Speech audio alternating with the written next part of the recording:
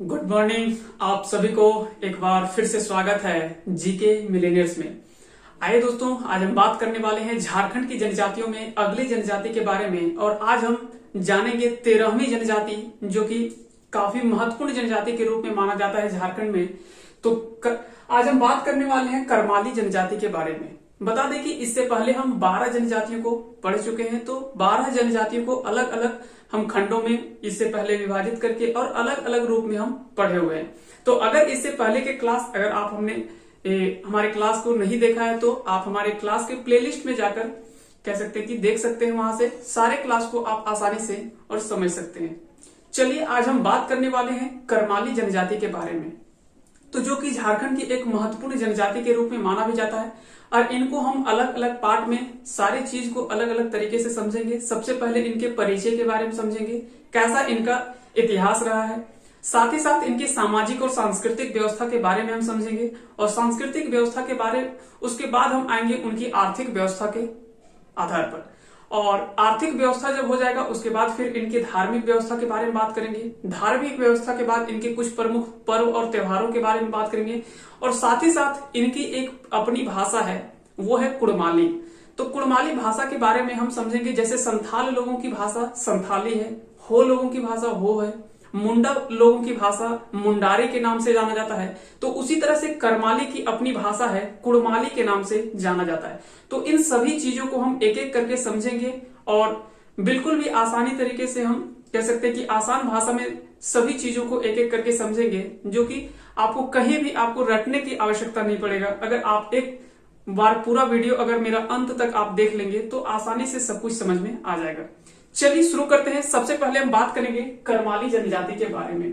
तो सबसे पहले बात तो यहीं से आता है कि करमाली का आखिर में नाम करमाली कैसे पड़ा और ये करमाली शब्द कहां से उद्भव होता है। तो बता दें कि करमाली जो है ये मुख्य रूप से दो शब्दों से मिलकर बना हुआ है। पहला तो है एक है आपका कूड़म और दूसरा है आली। और जानते हैं कि किसी भी हिंदी भाषा को लिखने के लिए उपसर्ग और प्रत्यय का प्रयोग किया जाता है। जैसे अगर किसी भी शब्द के अंत में अगर जो चीज जुड़ा होता है उसे हम प्रत्यय कहते हैं, जबकि शब्द के शुरुआत में जिसका प्रयोग किया जाता है वो उपसर्ग कहलाता है।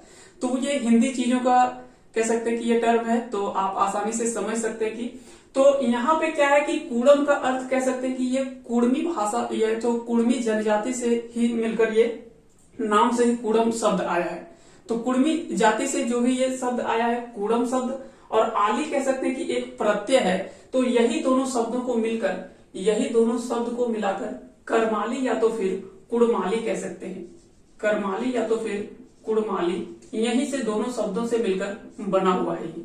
तो याद रखेंगे, सबसे पहले अगर बात करें करमाली या तो फिर कुड़माली शब्द कहां से आया है, तो कूड़म और प्लस आली, यानी कूड़म जो है वो कुड़मी जाति के नाम से आधार पर ही रखा गया है, इसका नाम कूड़म। और दूसरा है आली, जो कि प्रत्यय, ये कह सकते हैं कि प्रत्यय के रूप में माना जाता है। तो उपसर्ग जानते हैं कि शब्दों के पहले उपयोग होता है और प्रत्यय जो है वो शब्दों के अंत में प्रयोग किया जाता है शब्दों को पूरा करने के लिए। तो उसी को हम तो कह सकते हैं कूड़म प्लस आली, वहीं से कुड़माली शब्द का उद्भव माना जाता है। अब बात करेंगे इनके परिचय के बारे में कि कैसा इनका परिचय और इतिहास रहा है। तो करमाली झारखंड की एक अति प्राचीन, यानी कह सकते हैं कि बहुत ही पुरानी और सदान समुदाय की कह सकते हैं कि सदान समुदाय की एक जनजाति मानी जाती है। तो अगर पूछा जाए कि कुड़माली जो है वो किस समुदाय से संबंधित है, तो ये सदान समुदाय से संबंधित रखते हैं। और ये अति प्राचीन, कह सकते हैं कि अति प्राचीन जनजाति भी मानी जाती है। यह एक शिल्पकार जनजाति के रूप में भी माना जाता है। तो शिल्पकार होता क्या है, तो जो भी किसी वस्तु के निर्माण करने में जो एक महत्वपूर्ण भूमिका निभाते हैं उसे हम शिल्पकार कहते हैं। जैसे इनका मुख्य कार्य जो होता है वो लोहा को गलाकर उनसे जो भी कह सकते हैं कि वस्तु तैयार किया जाता है, तो इनका मुख्य कार्य जो है वो वही देखने को मिलता है। तो ये याद रखेंगे कि ये झारखंड की अति प्राचीन सदान समुदाय की और एक शिल्पकार जनजाति के रूप में माना जाता है। अब बात करेंगे इनकी जनसंख्या की। तो अगर बात किया जाए जनसंख्या का, तो जनसंख्या का झारखंड में अगर कुड़माली या करमाली अगर बात की जाए जनजाति की कुल जनसंख्या कितनी है, तो 64,154 देखने को मिलता है।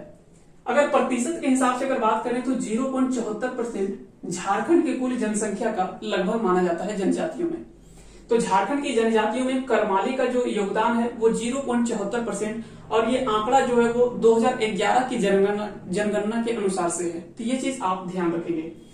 अब यहाँ पे सबसे ज्यादा इंपॉर्टेंट जो ये इनकी भाषा है, इनकी भाषा जो है वो कुरमाली या तो फिर कुड़माली के नाम से जाना जाता है। जैसे हम इससे पहले हम चर्चा की कि कई सारे जनजाति ऐसे हैं जिनकी अपनी भाषा है और उन्हीं के नाम पर रखा गया है। जैसे संथाल की भाषा संथाली है, मुंडा की भाषा मुंडारी है, हो की भाषा हो है। उसी तरह से कुरमाली या तो कह सकते हैं कि करमाली की भाषा कुड़माली के नाम से जाना जाता है। और ये आष्ट्रिक भाषा परिवार से संबंधित रखते हैं, ये आष्ट्रिक भाषा परिवार से संबंधित रखते हैं। साथ ही साथ याद रखेंगे कि कुड़माली भाषा जो है ये पंच परगनिया भी बोला जाता है, ये तो पंच परगनिया से भी संबंधित है। अब यहां से सवाल उठता है कि पंच परगनिया होता क्या है। तो बता दें कि जो 5 परगने में, यानी 5 परगने में जो उपयोग किया जाने वाला भाषा 5 परगना, और परगना क्या होता है ये सब चीज हम जानते हैं। तो 5 परगनों में जो बोली जाने वाली भाषा को हम पंच परगनिया भाषा के नाम से जाने जाते हैं, और इसे टमरिया के नाम से भी जाना जाता है। तो ये सब चीज इंपॉर्टेंट पॉइंट है, आप इसे जरूर नोट करके रखेंगे।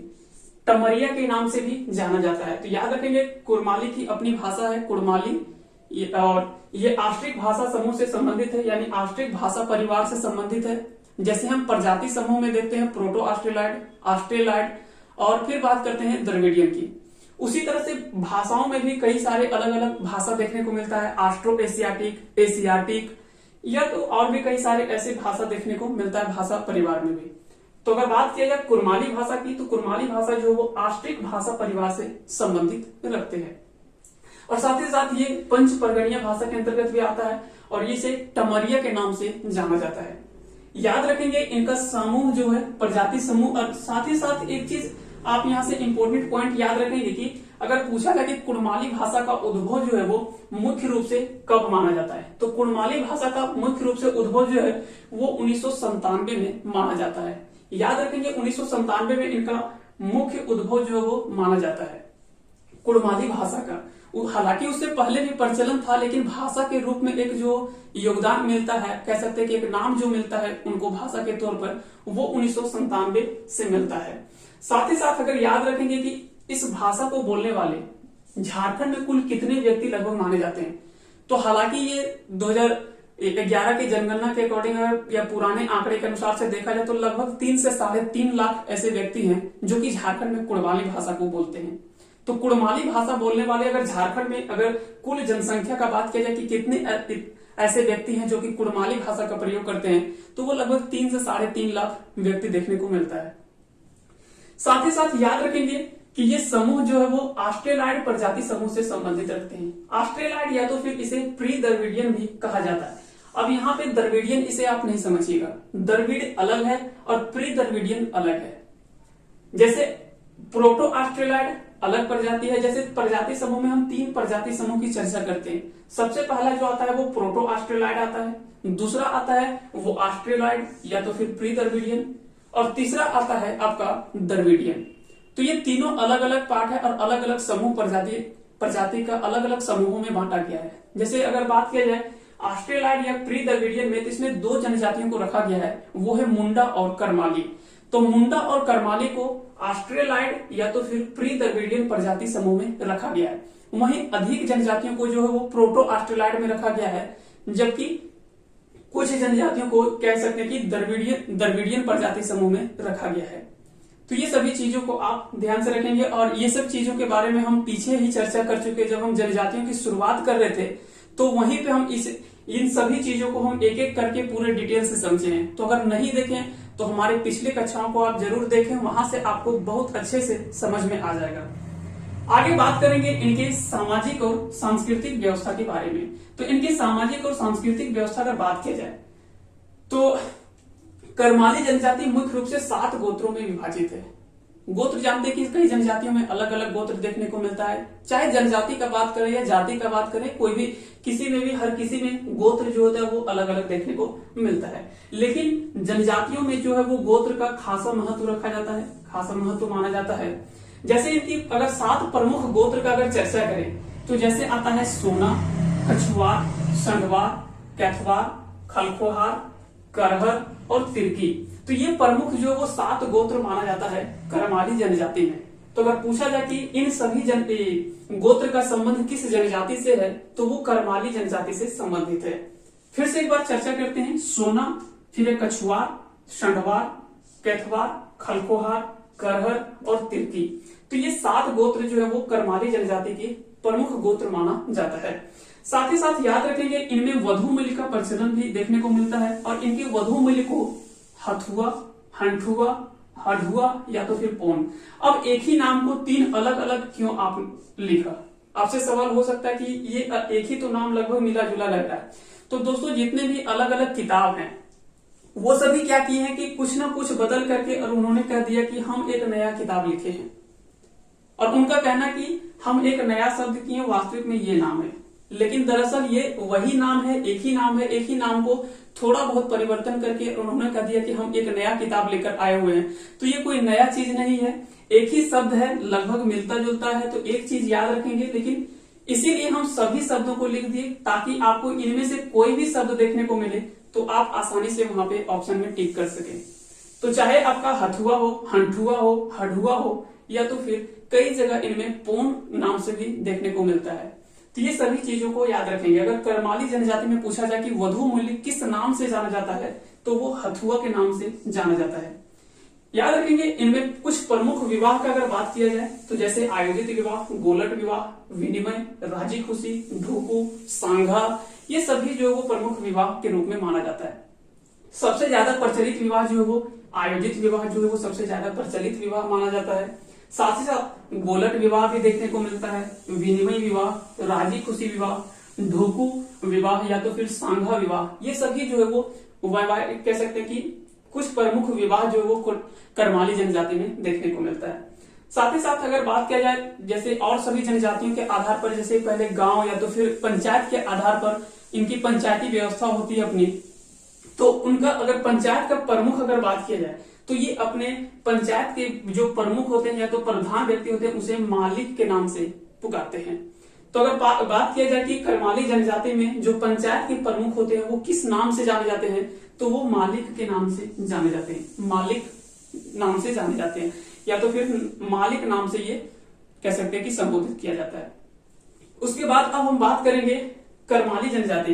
तो करमाली जनजाति में नातेदारी व्यवस्था जो वो कहीं ना कहीं हिंदुओं के समान ही माना जाता है, क्योंकि कहीं ना कहीं हिंदू जनजाति से ही इनका संबंध जो वो काफी मिलता जुलता देखने को मिलता है। तो जो भी नातेदारी व्यवस्था कह सकते हैं कि या तो फिर वैवाहिक संबंध वगैरह जो भी देखने को मिलता है वो बहुत ही मिलता जुलता लगभग माना जाता है। तो ये सभी चीजों को याद रखेंगे। साथ ही साथ अगर बात करें कुड़माली साहित्य की, अब हम बात करेंगे कुड़माली साहित्य के बारे में। थोड़ा सा इसके बारे में हम आज संक्षेप में चर्चा करेंगे, उसके बाद एक दिन हम इसको पूरे डिटेल से कुड़माली भाषा, जब झारखंड की सभी भाषाओं के बारे में जब हम पढ़ेंगे तो वहां पे हम पूरे डिटेल से इस चीजों को समझेंगे, ताकि वहां पे हमको जब सवाल वहां से आए तो आसानी से हम बना लें। फिर भी आज हम संक्षेप में थोड़ा सा समझने का प्रयास करते हैं कि कुड़माली भाषा है क्या। तो सबसे पहले हमने तो बता दिया कि कुड़माली भाषा का उद्भव जो है वो 1997 से माना जाता है। मुख्य रूप से इनको भाषा के अंतर्गत अगर बात किया जाए तो 1997 के बाद से ही मुख्य स्थान मिलता है। अब अगर बात करें, कुड़माली साहित्य माना जाता है कि जितना समृद्ध है उतना ही भाव सौंदर्य की दृष्टि से भी उतना ही उत्कृष्ट है। यानी भाषा साहित्य जितना समृद्ध है, भाव सौंदर्य की दृष्टि से भी उतना ही उत्कृष्ट माना जाता है। क्योंकि हम जानते हैं कि इनकी जितने भी ये कुड़माली साहित्य होते हैं उनमें कहीं ना कहीं ऐसा एक भाव और सौंदर्य देखने को मिलता है जो कि कहीं ना कहीं हमारे जीवन से संबंधित देखने को मिलता है। जैसे अगर बात करें इनकी जो भी कुड़माली साहित्य होता है तो इनमें अलग अलग संग्रह देखने को मिलता है, चाहे वो लोकगीत का बात करें, लोक कथा का बात करें, मुहावरा का बात करें, लोकोक्ति का बात करें। तो ये सभी चीजों में क्या है कि एक भाव उत्पन्न हमको देखने को मिलता है जो कि काफी महत्वपूर्ण माना जाता है। अब अगर बात करें कुड़माली साहित्य को कितने भागों में, तो ये अलग अलग भागों में अलग अलग समूहों में बांटा गया है। जैसे अगर बात करें आदिकाल में, तो आदिकाल में इनका योगदान जो वो कुछ अलग माना जाता है। फिर मध्यकाल में अगर बात करें तो मध्यकाल में भी कुछ अलग अपना योगदान देखने को मिलता है। और साथ ही साथ आधुनिक काल में भी कुछ महत्वपूर्ण योगदान देखने को मिलता है। तो ये अलग अलग काल को हम समझेंगे जब हम पूरे इन भाषाओं को जब हम डिटेल से पढ़ेंगे, तो वहां पर हम सभी काल को हम चर्चा करेंगे, सब एक एक करके खंड को समझेंगे। साथ ही साथ समय काल को भी हम पढ़ेंगे कि किस समय में किसका और किस तरह से इसका उद्भव माना जाता है और किस तरह से इनका विस्तार देखने को मिलता है कुड़माली जनजाति में। और कुड़माली भाषा के बारे में हम पूरे अच्छे से समझेंगे। फिर बात करें कुड़माली साहित्य के प्रकार, तो कुड़माली साहित्य का प्रकार अगर बात करें तो मुख्य रूप से ये दो समूहों में बटा हुआ है, दो प्रकार देखने को मिलता है। पहला तो आता है वो है कुड़माली लोक साहित्य, यानी पहला जो आता है वो कुड़माली लोक साहित्य आता है और दूसरा आता है कुड़माली शिष्ट साहित्य। तो अब लोक साहित्य और शिष्ट साहित्य में अंतर क्या होता है, थोड़ा सा हम इसके बारे में आज हम चर्चा करेंगे, उसके बाद फिर हम आगे बात करेंगे। तो सबसे पहले अगर बात करें कुड़माली साहित्य का, तो कुड़माली साहित्य अगर देखा जाए तो दरअसल चाहे वो बात करें बांग्ला, ओडिसी या तो फिर असमिया, ये सभी भाषाओं के जैसा ही ये एक मागधी प्रसूत भाषा के रूप में माना जाता है। तो ये भी जो है वो एक मागधी प्रसूत भाषा के रूप में माना जाता है। तो ये चीज बांग्ला, ओडिसी और असमिया भाषा के संबंधित माना जाता है इनकी भाषाओं को। अब इनकी भाषाओं में लोक साहित्य और शिष्ट साहित्य अलग अलग बात करेंगे, तो एक एक करके हम समझेंगे ये दोनों को। आइए सबसे पहले हम बात करते हैं इनके लोक साहित्य के बारे में। अब हम यहाँ से समझेंगे कि कुड़माली लोक साहित्य और कुड़माली शिष्ट साहित्य में अंतर क्या होता है, तो एक एक करके हम दोनों चीज को समझेंगे। चलिए हम सबसे पहले बात करते हैं कुड़माली लोक साहित्य के बारे में। तो अगर कुड़माली लोक साहित्य में अगर बात करें तो इनमें से जैसे लोकगीत, लोक कथाएं, लोक नाट्य, कहावतें, पहेलियां, ये सभी जो आता है वो कहीं ना कहीं लोक साहित्य में माना जाता है। अगर दूसरा बात करें लोक नाट्य, तो इनमें से एक प्रमुख लोकनाट्य माना जाता है ये। हालांकि जब हम ये सब चीज को जब हम पूरे डिटेल से समझेंगे तो वहां से अच्छे से हम समझेंगे, लेकिन फिलहाल अगर देखा जाए एक प्रमुख लोकनाट्य के रूप में जो माना जाता है वो नाम है मछानी। तो ये मछानी शब्द आप जरूर याद रखेंगे, मछानी शब्द। और इनका कथा वस्तु जो मुख्य रूप से माना जाता है वो व्यंग्यात्मक शैली में माना जाता है। अब व्यंग्यात्मक शैली थोड़ा सा नहीं समझ में आएगा, चलिए हम सबसे पहले समझते हैं। ये मुख्य रूप से स्त्री और पुरुष में दोनों को कह सकते हैं कि गद्य शैली का प्रयोग किया जाता है इसमें, और स्त्री पुरुष दोनों इसमें भाग लेते हैं।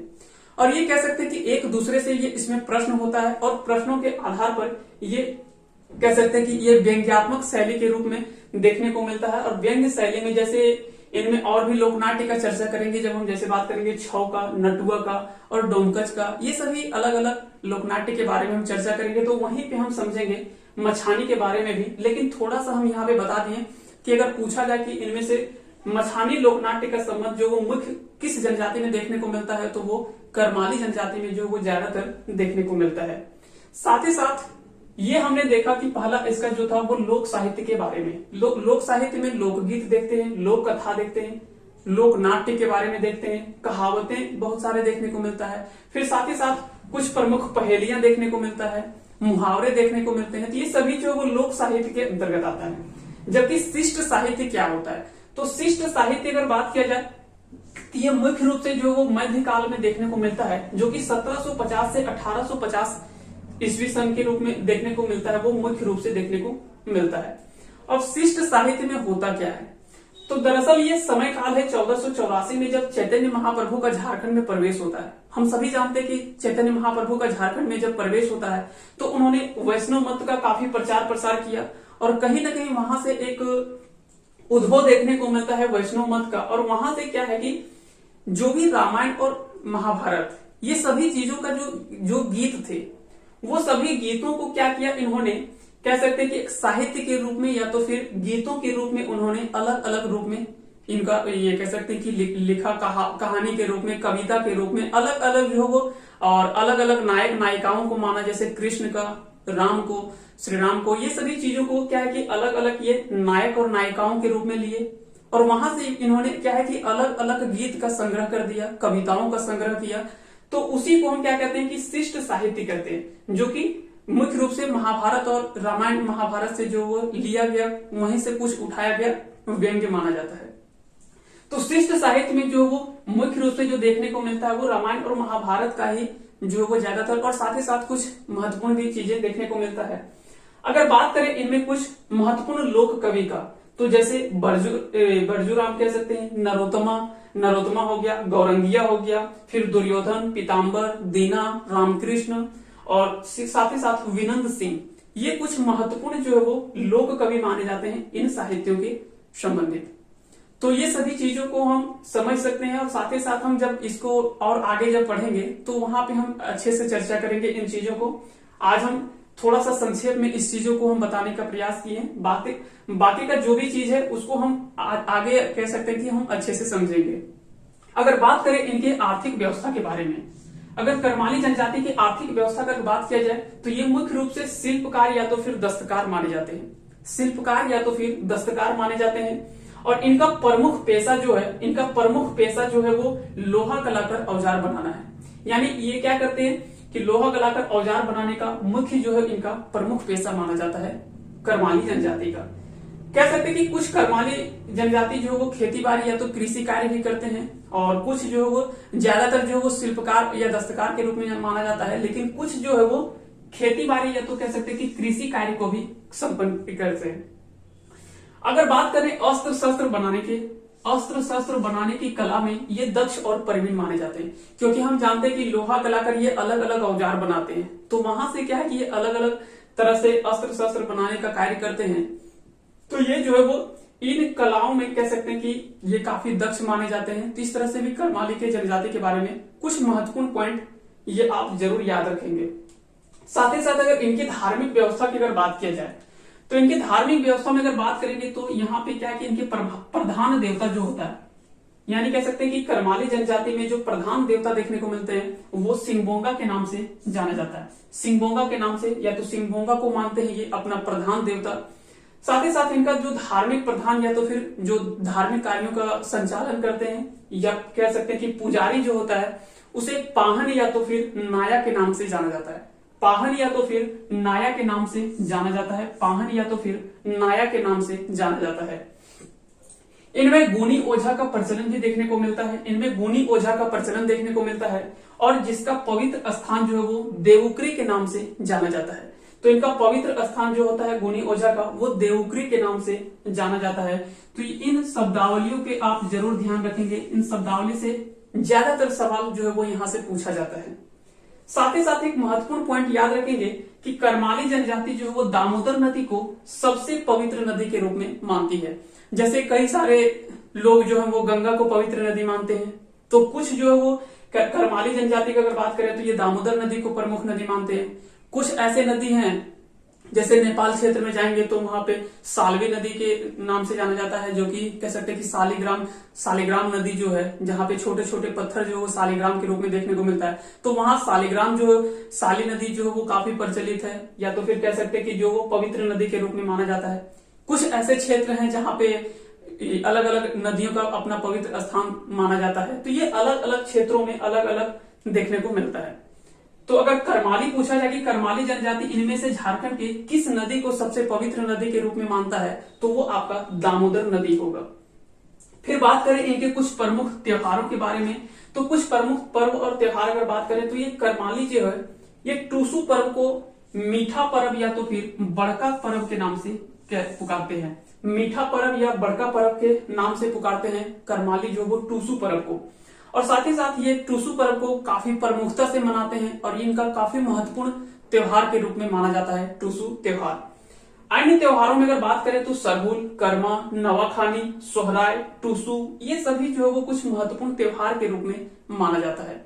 तो अगर बात करें इस तरह से करमाली जनजाति के बारे में, तो ये कुछ प्रमुख हमको देखने को मिलता है। ये सभी चीजों को आप अच्छे से एक जगह एक बार समझने का प्रयास करें, और जब एक बार अच्छे से आप समझ लेते हैं तो वो काफी लंबे समय तक आप नहीं भूल पाएंगे। तो इस तरह से याद रखिएगा, कुड़माली जो जनजाति जो है वो दो शब्दों से मिलकर बना है, कुड़म प्लस आली।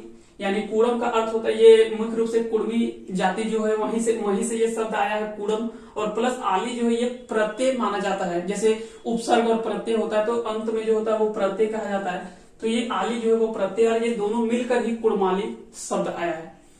अगर बात करें कुड़माली झारखंड की अति प्राचीन और सदान समुदाय की ये कह सकते हैं कि जनजाति माना जाता है। यह एक शिल्पकार जनजाति के रूप में माना जाता है।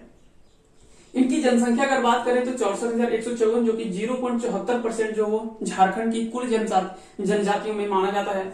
इनकी भाषा जो है वो कुड़माली या कुरमाली के नाम से जाना जाता है, जो कि ऑस्ट्रिक भाषा परिवार से संबंधित है। ये पंच परगनिया के नाम से भी जाना जाता है और साथ ही साथ इसे टमरिया के नाम से जाना जाता है। अगर बात करें कुड़माली जनजाति का उद्भव 1997 में जो है वो मुख्य रूप से माना जाता है, मुख्य रूप से जो माना जाता है। कुल बोलने वाले जनसंख्या अगर बात करें कि कुड़माली भाषा झारखंड में कुल कितने लोग बोलते हैं, या तो फिर कह सकते हैं कि कितने ऐसे लोग हैं जो कि कुड़माली भाषा का प्रयोग करते हैं, तो वो लगभग 3 से 3.5 लाख ऐसे व्यक्ति देखने को मिलता है। इनका मुख्य निवास समूह का अगर बात करें तो ये ऑस्ट्रेलाइड प्रजाति समूह से संबंधित है या प्री द्रविडियन प्रजाति से संबंधित है। मुख्य निवास इनका अगर बात करें तो हजारीबाग, गिरिडीह, चतरा और संथाल परगना क्षेत्र में माना जाता है। तो इनका मुख्य निवास अगर बात करें तो हजारीबाग, गिरिडीह, चतरा और संथाल परगना क्षेत्र में देखने को मिलता है। इनकी सामाजिक और सांस्कृतिक व्यवस्था अगर बात करें तो ये भी जानते हैं कि पितृ सत्तात्मक और पितृवंशीय ही माना जाता है जनजाति।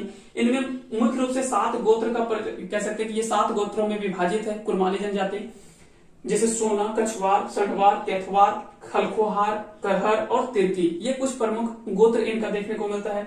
इनमें वधु मूल्य का प्रचलन है, जिसे हंठुआ या तो फिर हडुआ के नाम से जाना जाता है। कई जगह इसमें कह सकते हैं कि पोन के नाम से भी देखा जाता है। प्रमुख विवाह में आयोजित विवाह, गोलक, विनिमय विवाह, राजी खुशी विवाह, ढोकू और सांघा विवाह देखने को मिलता है। इनके पंचायत के जो प्रमुख व्यक्ति होते हैं वो मालिक के नाम से जाना जाता है। और साथ ही साथ याद रखेंगे इनमें नातेदारी व्यवस्था जो होता है वो हिंदुओं से काफी समान माना जाता है, हिंदुओं के काफी मिलता जुलता देखने को मिलता है। और कुड़माली साहित्य जितना समृद्ध माना जाता है उतना ही कह सकते हैं कि भाव सौंदर्य की दृष्टि से उतना ही उत्कृष्ट माना जाता है। अगर बात करें कुड़माली साहित्य काल का तो ये अलग अलग काल में बटे हुए, जैसे आदिकाल, मध्यकाल और आधुनिक काल, ये तीनों अलग अलग काल में बटे हुए हैं। कुड़माली साहित्य 2 प्रकार के होते हैं, कुड़माली लोक साहित्य और कुड़माली शिष्ट साहित्य। अब कुड़माली लोक साहित्य और कुड़माली शिष्ट साहित्य, तो कुड़माली भाषा का हम बात किए थे कि जैसे बंगला, ओडिसी, असमिया के समान ही लगभग ये माने जाने वाला एक मगधी कह सकते कि मागधी प्रसूत भाषा के अंतर्गत ही ये भी भाषा माना जाता है। साथ ही साथ अगर बात करें तो ये कुड़माली लोक साहित्य और कुड़माली शिष्ट साहित्य, ये 2 साहित्यिक प्रकार में बटा हुआ है। कुड़माली लोक साहित्य में अगर बात करें तो लोकगीत, लोक कथाएं, लोकनाट्य, कहावतें, पहेलियां, मुहावरे, ये सभी चीजों जो है वो लोक साहित्य में आता है। इनमें एक प्रमुख लोक नाट्य के रूप में हम देखे थे कि मछानी, जो कि कथा वस्तु एक मुख्य रूप से इसमें जो देखने को मिलता है वो व्यंग्यात्मक शैली में देखने को मिलता है। यानी एक व्यक्ति सामने से व्यंग्य करता है और दूसरा आदमी सामने वाला जवाब देता है, यानी कह सकते हैं कि सवाल जवाबों का एक व्यंग्यात्मक शैली के रूप में देखने को मिलता है। अगर बात करें इनमें शैली जो प्रयोग किया जाता है वो गद्य शैली में देखने को मिलता है। हम जानते हैं कि गद्य और पद्य 2 शैली देखने को मिलता है मुख्य रूप से, तो इनमें जो प्रयोग किया जाता है वो गद्य शैली का प्रयोग किया जाता है मछानी लोकनाट्य में। फिर शिष्ट साहित्य का अगर बात करें तो ये मध्यकाल में जो है वो मुख्य रूप से उद्भव माना जाता है 1750 से लगभग 1850 के बीच में। सन 1484 में जब चैतन्य प्रभु का ये कह सकते हैं कि झारखंड क्षेत्र में प्रवेश होता है, तो हम जानते हैं कि चैतन्य महाप्रभु ये वैष्णव मतावलंबी है और कह सकते हैं कि वैष्णव मत के ये प्रचारक रूप में माना जाता है और वैष्णव मत का प्रचार करने का इनका मुख्य श्रेय भी जाता है। तो इन्होंने भी क्या किया कि झारखंड में जब वैष्णव मत का प्रचार प्रसार देखने को मिलता है, उसके बाद क्या है कि यहाँ पे रामायण और महाभारत के जो भी कह सकते हैं कि मंत्र या तो फिर जो भी उनमें प्रमुख श्लोक देखने को मिलता है, वहां से उठाकर इन्होंने क्या किया, गीत और कविता के रूप में अलग अलग रूप में लिख दिया और वहीं पे नायक और नायिकाओं का अलग अलग मान लिया। जैसे कृष्ण का अगर नायक के रूप में ले लिया तो एक सामने नायिका के रूप में किसी को ले लिया और वहीं से ये कविता या तो फिर कहानी के रूप में संग्रह कर दिए।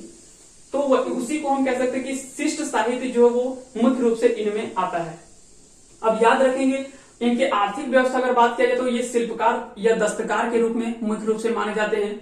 साथ ही साथ इनका प्रमुख पेशा जो होता है वो लोहा गलाकर उनसे औजार बनाना होता है। कुछ कर्माली खेती बाड़ी यानी कृषि कार्य भी करते हैं और वर्तमान में अगर देखा जाए तो ये धीरे धीरे ये संपन्न परिवार के रूप में माने जाने लगे हैं और धीरे धीरे ये विकसित काफी होते गए हैं। तो ऐसा नहीं कि शुरुआत में जैसा था वैसा आज भी है, धीरे धीरे जैसा समय में परिवर्तन हुआ है तो इनमें भी काफी परिवर्तन देखने को मिला है। और अस्त्र शस्त्र बनाने की कला में ये काफी दक्ष माने जाते हैं। ये सभी काफी महत्वपूर्ण है। इनके धार्मिक व्यवस्था अगर बात करें तो इनके प्रधान देवता सिंगभोगा के नाम से जाना जाता है, और इनके धार्मिक प्रधान जो होते हैं या पुजारी जो होते हैं जो धार्मिक कार्यों का संचालन करते हैं उन्हें पाहन या तो फिर नाया के नाम से जाना जाता है। इनमें गुणी ओझा का प्रचलन देखने को मिलता है, जिनका पवित्र स्थान जो है वो देवुक्री के नाम से जाना जाता है। याद रखेंगे कि करमाली जनजाति जो है वो दामोदर को पवित्र नदी यानी सबसे पवित्र नदी जो मानते हैं वो दामोदर नदी को मानते हैं। इनमें प्रमुख त्योहार जो वो टूसू को ये काफी प्रमुखता से मनाते हैं, जिसे ये मीठा पर्व या बड़ा पर्व के नाम से जानते हैं, या तो कह सकते हैं कि मीठा पर्व या बड़का पर्व के नाम से ये पुकारते हैं टूसू पर्व को। और साथ ही साथ कुछ अन्य त्योहारों में अगर देखा जाए तो सरहुल, कर्मा, नवाखानी, सोहराय, ये सभी जो वो कुछ महत्वपूर्ण त्योहार इनमें देखने को मिलता है। तो इस तरह से क्या है कि एक बार जब आप पढ़ लेंगे, दूसरा बार हम यहाँ पे क्या कि फिर से एक बार रिवाइज कर दिए तो बहुत चीज जो है वो आपको दोबारा रिवाइज हो जाता है। इस तरह से आप काफी लंबे समय तक आसानी से याद रख सकेंगे। और जब आप दूसरे से तीसरी बार जब इस चीज को पढ़ लेंगे तो आप कह सकते हैं कि एक कभी इसे नहीं भूल पाएंगे। ये मान लीजिए आप एक बार देख लीजिए, इस तरह से करके आप जरूर लंबे समय तक याद रख सकेंगे। और उम्मीद करते हैं कि आज का ये सेशन आप सभी को पसंद आया होगा। अगर पसंद आया होगा तो इस वीडियो को लाइक करें, और अगर चैनल पे नए हैं तो इस चैनल को सब्सक्राइब कर लें, और साथ ही साथ अपने दोस्तों के साथ ज्यादा से ज्यादा शेयर कर दें। आप सभी को बहुत बहुत धन्यवाद।